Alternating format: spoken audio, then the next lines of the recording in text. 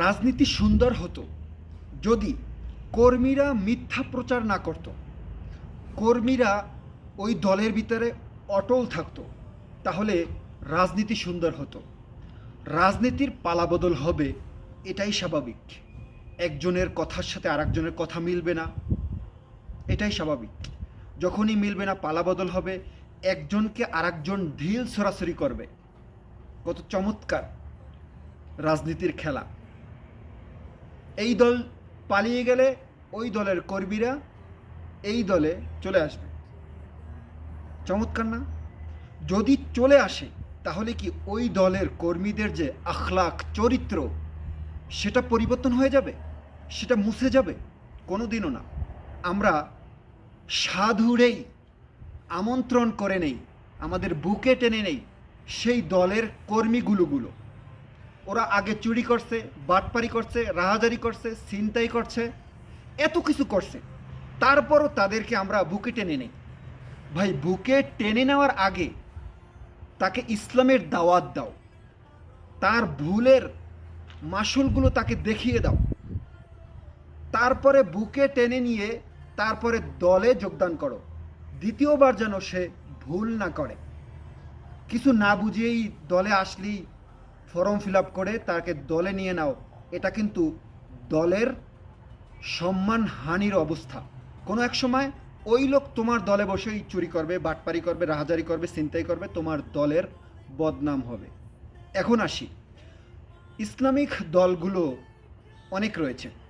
এক দল থেকে আরেক দলে, আরেক দল থেকে আরেক দলে, জামাতে ইসলাম থেকে ইসলামী আন্দোলনে, ইসলামী আন্দোলন থেকে জামাতে ইসলামে। এটাও কিন্তু সৌন্দর্য নয়। আপনার দল যদি সহি না থাকে, আমার দল যদি সহি না থাকে, তাহলে আমার দলে আমার বসে তাকে বুঝিয়ে দেওয়া যে আসলে এটা করা ঠিক না, এটা করা ঠিক না। বুঝিয়ে দেওয়ার পরেও যদি তারা ভুল পথে থাকে, ভুল পথে হাঁটে, তাহলে আপনি ওই দল ত্যাগ করুন, ভালো একটি দলে যান। কিন্তু হুট করেই এক দল ছেড়ে আর এক দলে চলে যাওয়া, এটা সৌন্দর্য নয়। এই যে দেখলাম